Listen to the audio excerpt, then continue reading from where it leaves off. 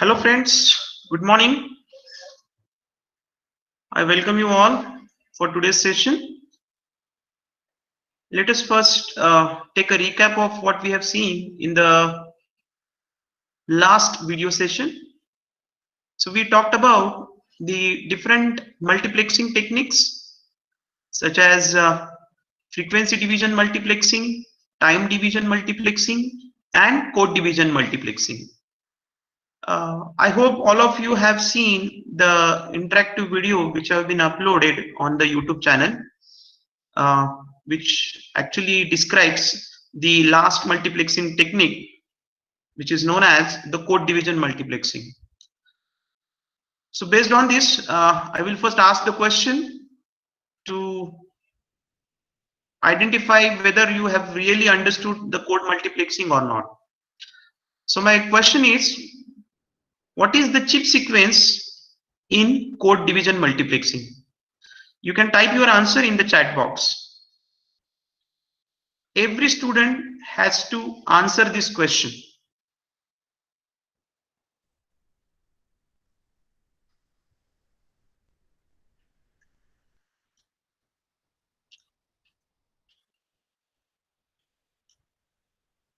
And the next question is how the recovery of data transmitted is performed at the stations, different stations, or you can call it as receiver station or destination station. So I will give you 2 minutes more to answer these two questions. My first question is,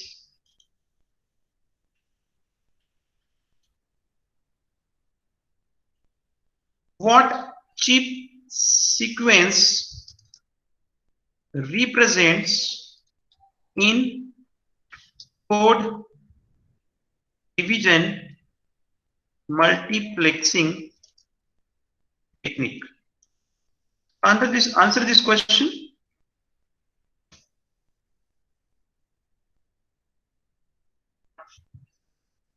I have posted the question in the chat box. You answer this question, then we'll resume this session with the next topic.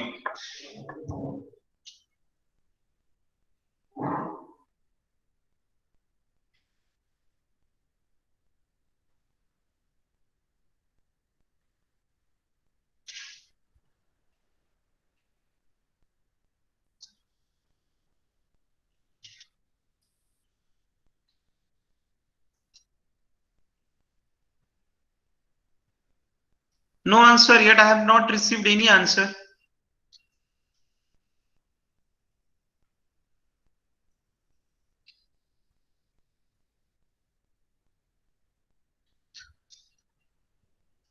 So code division multiple access, yes, right. This is the answer.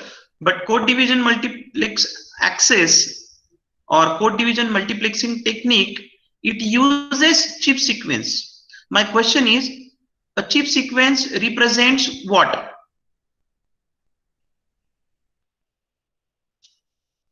N-bit code. Okay. Right answer. Anything else?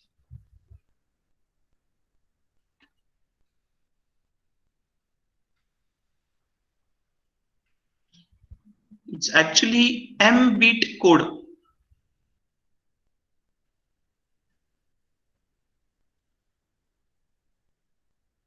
My other question to you, I think Chinmay has given the answer. Chinmay Sinnarkar and Shreyas Jadhav. In fact, this question is common to all. If a chip sequence, it represents a code 1 or a 1-bit code, then the negation of that chip sequence which contains 1-bit code will be what?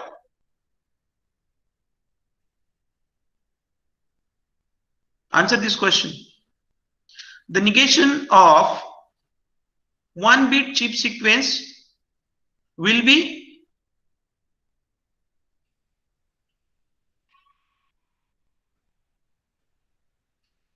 okay. So Chinmay has given the right answer, that is 0-bit.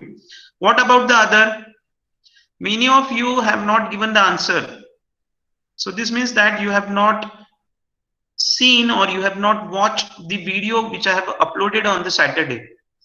You got sufficient time to watch this video, but this is my interpretation from your responses that nobody has watched that video. So I again recommend all of you to go after this lecture or after today's all the interaction session, watch this video to understand what is the code multiplexing technique, code division multiplexing technique. Okay, so let me go back and now we'll take the next topic from the first unit, that is data rate.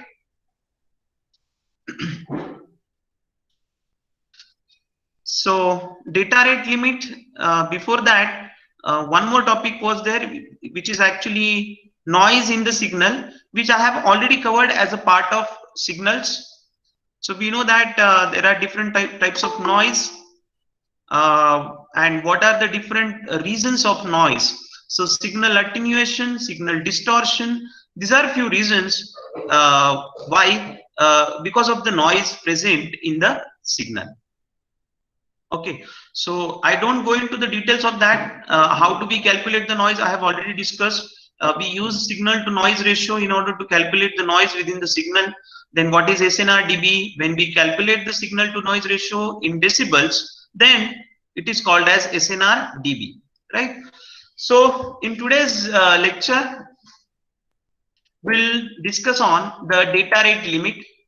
So before that, first we understand few concepts with respect to the data rate limit. The first concept is the channel's capacity. The channel capacity is a very important from the data communication perspective. Why? Because your channel's capacity, it represents or it indicates that how fast we can send the data in bits per second over a channel. Okay, so remember, since the beginning of this signal,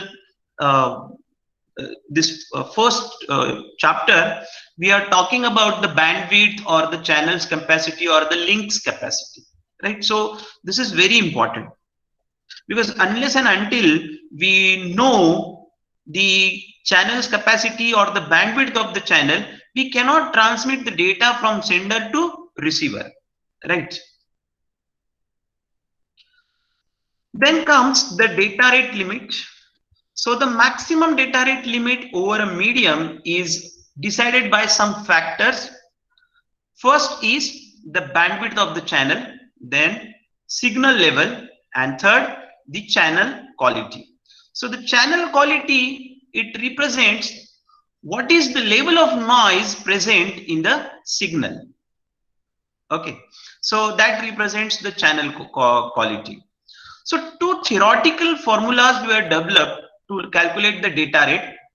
One by Nyquist for noiseless channel.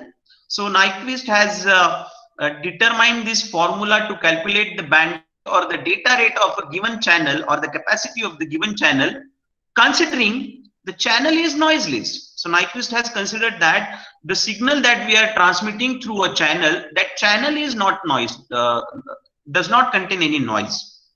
Okay, and we have seen what are the different reasons that noise is present or noise is generated in the signal. Because we know that when the signal is transmitted through the channel, it propagates or it produces the heat due to the electricity, right?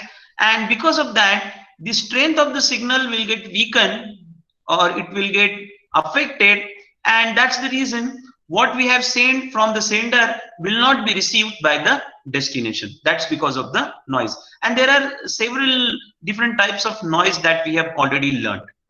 So Nyquist has considered that the bandwidth which is to be calculated for the channel, considering the channel is not noisy, it is a noiseless channel. Another scientist named as Shannon, who had also discovered the formula or who have also discovered the maximum data rate limit by considering the channel is noisy. So Nyquist has considered the noiseless channel while calculating the capacity or the bandwidth of channel, whereas the Shannon has considered that the channel is noisy. Then, considering the channel is noisy, what would be the bandwidth or what would be the data rate limit? So, for noiseless channel, we use the Nyquist bit rate to find out the bandwidth or the channel's capacity. For a noisy channel, the Shannon's capacity theorem is used to find or to determine the capacity of channel or the bandwidth of your channel. Both are same, capacity and the bandwidth. They represent the same thing. So Nyquist theorem, it states that to produce the original analog signal, the sample rate must be at least twice the highest frequency in the original signal.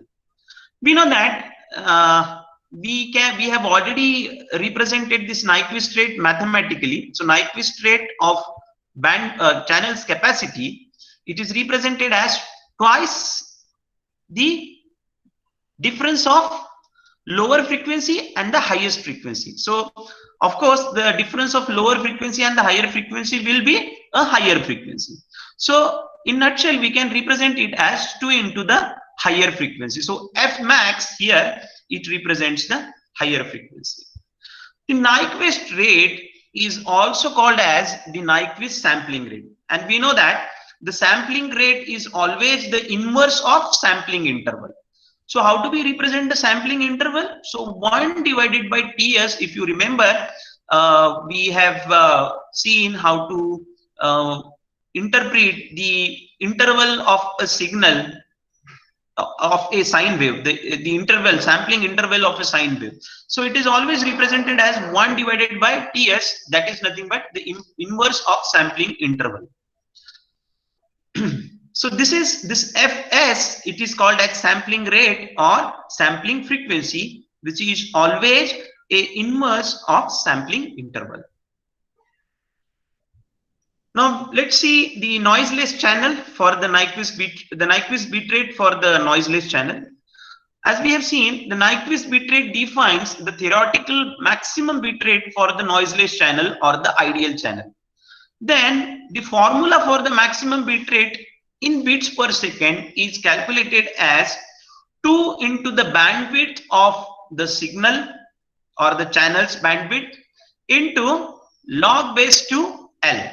So L represents what? L is the number of sine levels used to represent the data, right? We know that signal level. So signal level, it actually consists of the different signal elements, and each signal element, it holds some bit value, some data value. So it is in the form of 0 and 1s. So maybe some signal element, it holds 1 bit, some signal element, it holds 2 bit, and so on. So it depends on how fast we want to transmit the data. Depending on that, the signal rate or the signal elements will vary. So here BW, it represents the bandwidth of the channel, and L represents the number of signal levels. Then the Shannon's capacity for the noisy channel, which tells us that an ideal noiseless channel never exists. So Shannon has considered that channel is never noiseless. Channel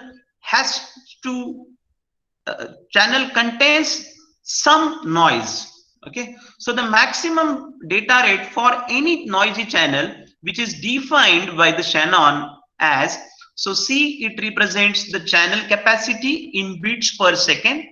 BW, it represents the bandwidth of the channel, and log base 2 into bracket 1 plus S divided by N, where S divided by N, it represents signal to noise ratio.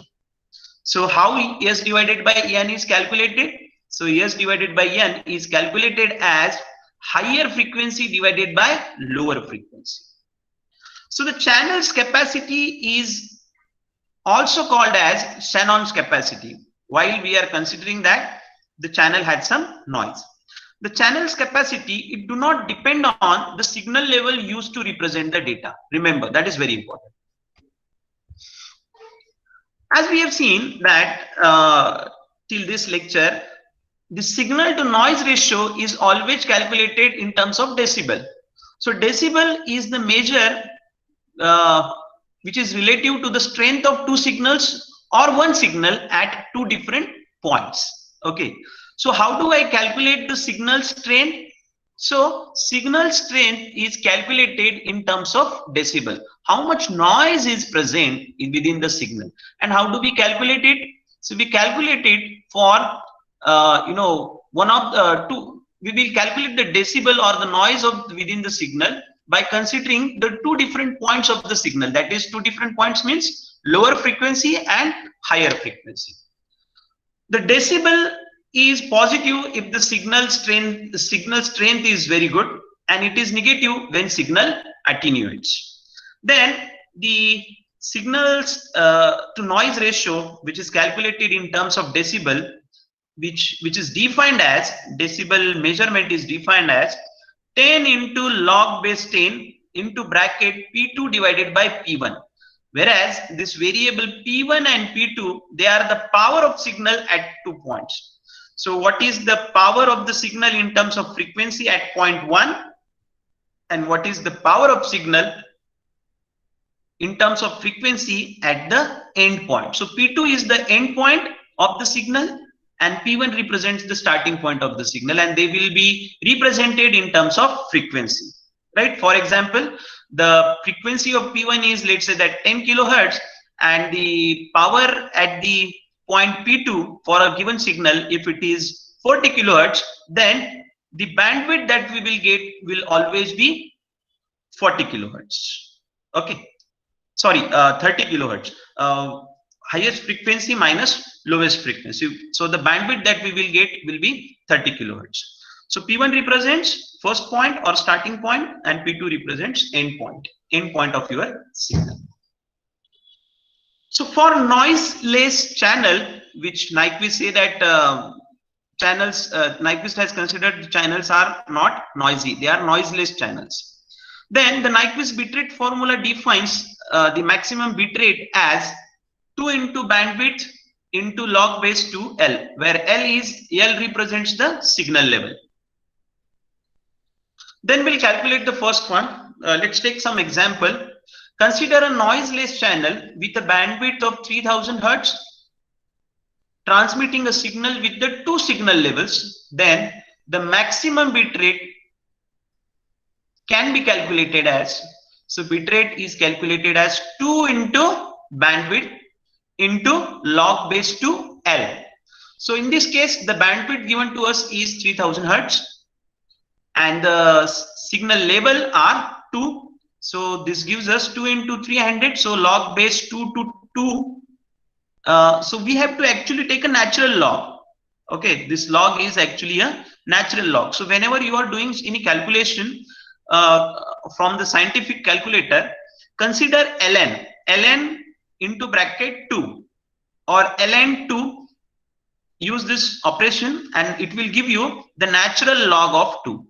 Otherwise, you can also take a square root of this. So 2 to the power 2 will give me the 1. Okay.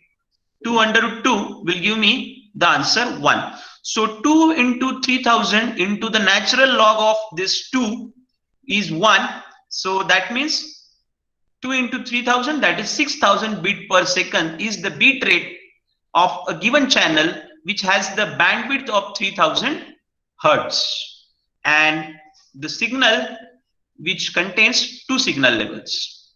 So the maximum bit rate will be 6000 bits per second. Now, can you calculate the maximum bit rate for a noiseless channel which has a bandwidth of 3000 Hertz, but the signal level is 2? Please calculate it immediately and give me the answer in the chat box. Consider a noiseless channel which has the bandwidth which is 3000 Hertz and signal level is 4. So my question is, calculate the bit rate, maximum bit rate that channel has.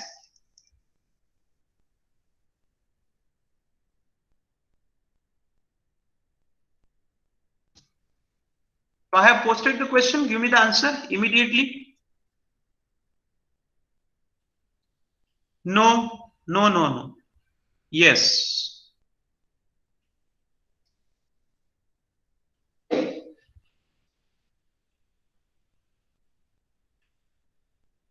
So let me go back and I will explain this using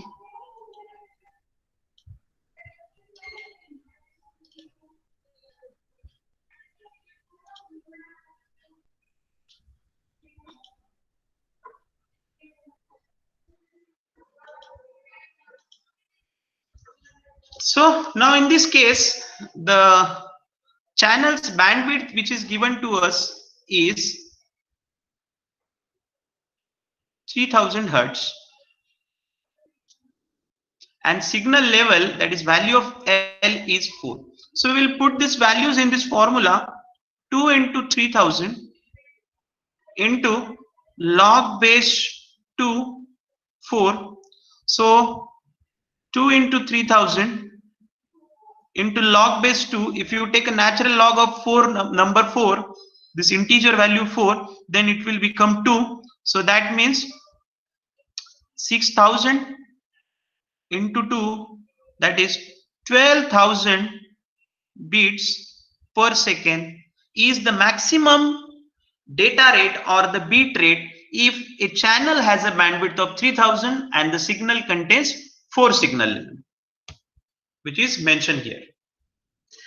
So let's go fast to the next one. So those who have given the answer 12,000 bits per second is they are right. Many students, they have given the answer 24,000 bits per second, but they just forgot to take the natural log of 4. They have just considered it as a 4. But the natural log of 4, if you take a natural log of 4, it becomes 2. So in reality, we cannot have a noiseless channel. The channel is always noisy. So in 1944, the Claude Shannon, which introduced a formula which is also called as or known as Shannon's capacity, to determine the theoretical highest maximum data rate or bit rate for a noisy channel. So capacity, that is channel's capacity, which is represented using C, is calculated as C is equal to bandwidth into log base 2 into bracket 1 plus SNR. So what is SNR? SNR is basically signal to noise ratio. How do we calculate signal to noise ratio? We know that signal to noise ratio, it is calculated as 10 to the log 2 L. Okay, highest frequency, sorry, it is actually highest frequency divided by lowest frequency. Okay, so let's go and we try to find out the maximum bit rate for the channel, for the Shannon's capacity channel. So consider an extremely noisy channel in which the value of the signal to noise ratio is almost 0. So in other words, the noise is so strong that the signal is faint. So what is the capacity C of the channel? So here we have, in the beginning of this problem statement, it is mentioned that consider an extremely noisy channel.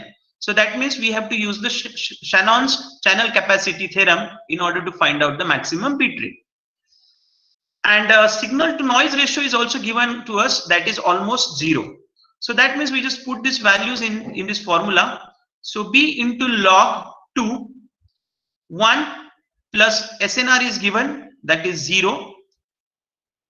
So put here, so B into log base 2 1. So if you take a natural log of 1, you will get 0, and anything multiplied by 0, we know that always it is 0. So that means the capacity of this channel is 0 regardless of what is the bandwidth. In other words, we cannot receive any data through this channel which has the SNR ratio 0. Remember. So if a channel has 0 in SNR ratio, signal to noise ratio, then such channel cannot transmit any data through it. Okay, why? Because its data rate will always result into 0, considering the channel is noisy, and we are calculating the maximum bit rate using Shannon's channel's capacity theorem. Then we can calculate the theoretical highest bit rate of regular telephone line. A telephone line normally has the bandwidth of 3000, so which varies from the lower frequency is 300 kilohertz, hertz, and highest frequency is 3300 hertz. That means the actual bandwidth that we will get for a telephone line is 3000 hertz. Now this bandwidth is assigned for the data communication. The signal to noise ratio is usually given to us is the 3168. For this channel, the capacity is calculated as, just put these two values, put the value of bandwidth in this formula. So bandwidth B is 3000 hertz, whereas signal to noise ratio is 3168. So that means if we take the natural log of 3163, you will get the answer 11.62. So 3000 into 11.62 will give you the answer 34,860 beats per second. So this means that the highest bit rate for a telephone line is 34.86 kilobits per second. But remember, if you want to send the data faster than this, then we can either increase the bandwidth of the line or we can improve the signal to noise ratio. Okay, so this is one thing. So now, as we have just mentioned, the calculation of signal to noise ratio in decibel. The signal to noise ratio is often given in decibel, and which can be mathematically represented as SNR/dB. Signal to noise ratio in decibel is represented as 10 log base 10 SNR. So SNR is then calculated as SNR/dB 10 log 10 S divided by N, or F2 divided by F1. So F2 is my maximum frequency or the end point of the signal, and F1 represents the lowest frequency or the starting point of the signal.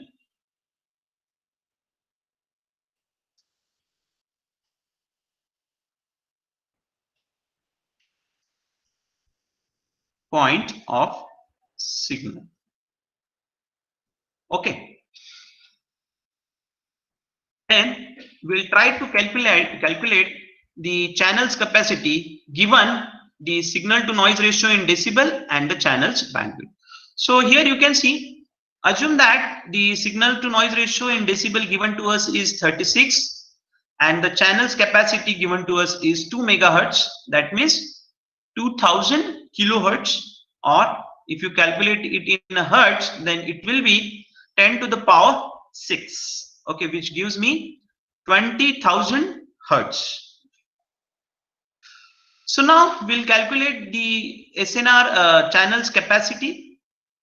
We know that SNR/dB is given to us, and we represent the formula to calculate the SNR/dB. So SNR/dB is equal to 10 into log base to 10 SNR. Actually, SNR/dB is given to us. So if I calculate the SNR, signal to noise ratio, then bring this term on the left hand side. Okay, so which will be divided SNR/dB divided by 10 log base 10. So if we take the log of this term, then it will be represented as 10 to the power SNR/dB divided by 10. So which is represented. Then we know that SNR/dB. So put the value of SNR/dB here. So 10 to the power 10 to the power 36 divided by 10. You can also represent it as 10 to the power 3.6. So if you take this, if you perform this calculation 10 to the power 3.6, you will get the answer 3981. Now once we know the SNR ratio, then we can calculate the Shannon's channel capacity. So Shannon's channel capacity is represented as bandwidth into log base 2 1 plus SNR. We know the SNR, that is 3981. So put this value in this formula. So 2 into bracket. So the bandwidth is represented as 2 into 10 to the power 6. This is bandwidth given to us, 2 megahertz. So if you want to convert it into hertz, then it is represented as 2 into 10 to the power 6 into log base 2 SNR given to us, that we have calculated just 3981, and what we get is the Shannon's channel capacity, the maximum bit rate using Shannon's capacity theorem, as 24 megabits per second. Okay. So now can you calculate the Shannon's capacity for the channel, assuming that the signal to noise ratio given to us is 45 and the channel's bandwidth is given as 10 megahertz.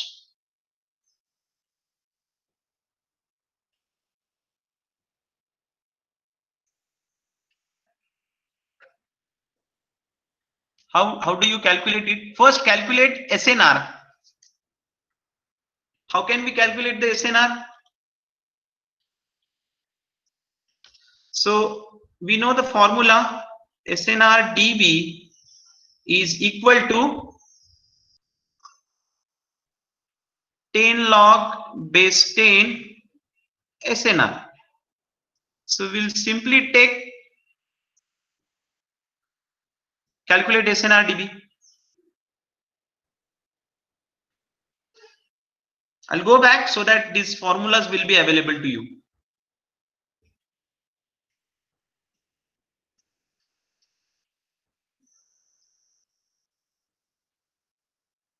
So now in this case, SNR will be represented as 10 to the power SNR dB divided by 10. So SNR dB given to us is 45 divided by 10. That means 10 to the power 4.5. Tell me what is the SNR? What is signal to noise ratio given the SNR in decibel?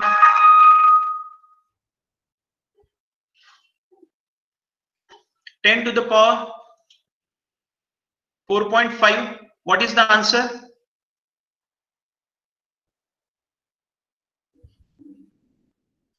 What is the answer? So is it 31622.7? Okay, 31622.7. Right. Okay. So this pen. So I'll use the pen here. So 31. What is the answer? 31622.7 is the answer. Okay, so we usually consider the round figure, so we'll consider 31622. So now we'll calculate the theoretical channels capacity, which we know that how it is represented. It is represented as C is the Shannon's channel capacity, which is bandwidth D into log base 2 into SNR 1 plus SNR, sorry.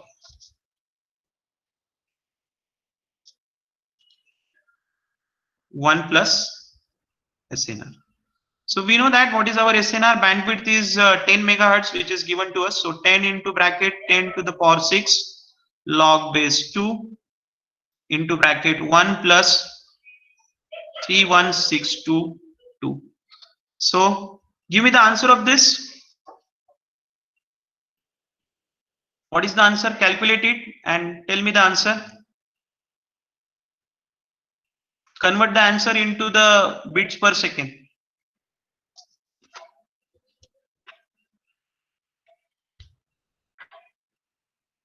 What is the answer?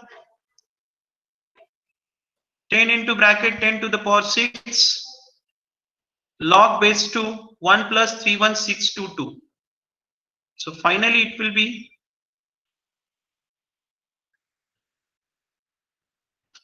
10 to the power 7 log base 2 31623.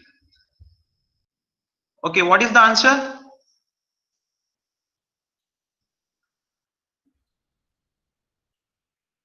Just type in your calculator ln into ln 31623 into 10. What is the answer? Calculate it, be fast. Last 4 minutes remain.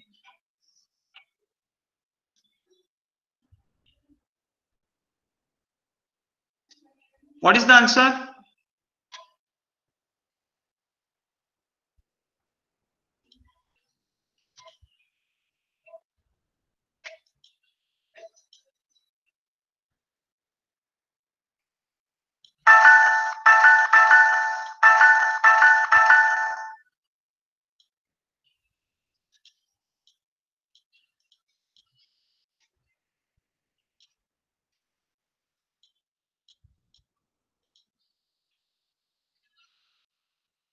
So the maximum bits per second that we can transmit with such bandwidth will be 103 megabits per second. This is the right answer. Okay, so let's quickly go to the next slide and we'll see the next examples. So in practice, we need to use both the methods to find the limits and the signal level. So let us show this with an example. So we have a channel with 1 megahertz bandwidth and the signal to noise ratio for this channel is 63. And we have been asked that what are the appropriate bit rate and the signal levels. So bit rate, we are going to calculate it using Shannon's formula. So C is equal to B, bandwidth B is given 1 into 10 to the power 6 log base 2, 1 plus SNR value is given, that is 63. So that means 10 to the power 6 log base log natural log of 64, which gives me the bandwidth of 6 megabits per second. Now the Shannon's formula gives us 6 megabits per second, that is the upper limit. Now for better performance, we choose something lower, that is 4 megabits per second. Then we use the Nyquist formula to find the number of signal levels. So the number of signal levels will be calculated as, we know what is the formula to calculate the number of signal levels. The bit rate B is given as, B is represented as bit rate, is calculated as 1 into 2 into bandwidth into log base 2 L, that is natural log of signal levels. Then in that case, we have been given the bit rate to be 4 megabits per second.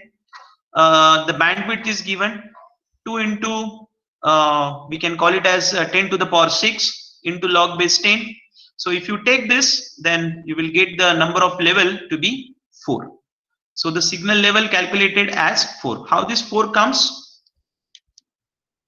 How this 4 comes? Actually,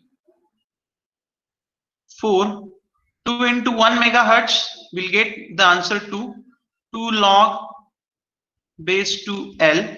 So when we go, L is equal to 2 to the power 4. Sorry, 2 to the power, sorry,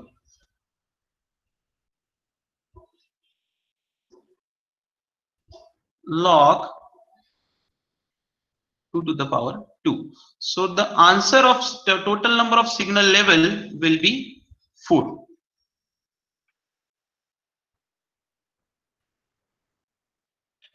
Okay.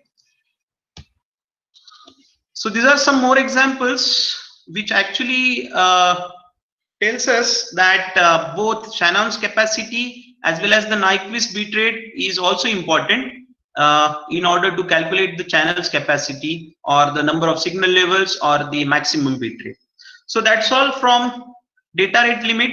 These are some examples. I will post these examples on your WhatsApp group. You can give me the answer of this, and we'll have the discussion on the WhatsApp group for this.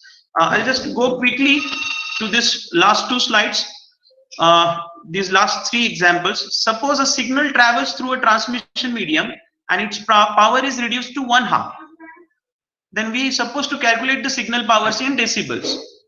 Now, since the power is reduced to 1/2, this means that the last point, the signal at the last point, or the signal's frequency at the end point, is 1/2 of the starting point's frequency. So P2 is 0.5 or 1/2 of P1. Hence, the attenuation or the loss of power can be calculated as log 10 into 10 log base 10 P2 divided by P1. We know what is P2, 0.5 of P1. P1 get cancelled. If you take this, if you perform this equation, then you will get 10 into minus 0.3. So minus 3 decibel. A loss of 3 decibel is equivalent to losing 1/2 of the power. Again, one more example. A signal travels through the amplifier, through an amplifier, and its power is increased 10 times. This means that the P2 is 10 times greater than P1. Okay, so in this case, the amplification or the gain of power, it can be calculated as 10 into log base 10 P2 divided by P1. We know that P2 is 10 times of P1. So P1 get cancelled here. So 10 log base 10, 10. Then the natural log of 10 is always 1. So 10 into 1. So 10 decibels power loss is equivalent to the power which is increased 10 times by amplifying the signal. So that's it from today's presentation. If you have any problem, please let me know. If you have any questions, we'll discuss them. Otherwise, we will stop.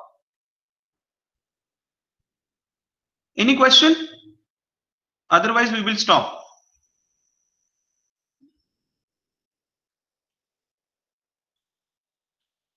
Any question?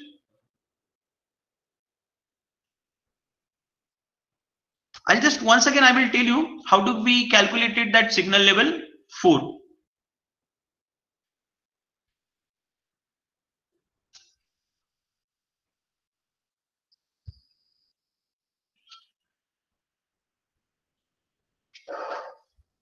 Any problem?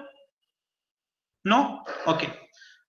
So I consider that you have understood this. Only that point is left, how that signal level 4 is come. So that I will tell you in the next lecture. Thank you for patiently listening. You can end this meeting.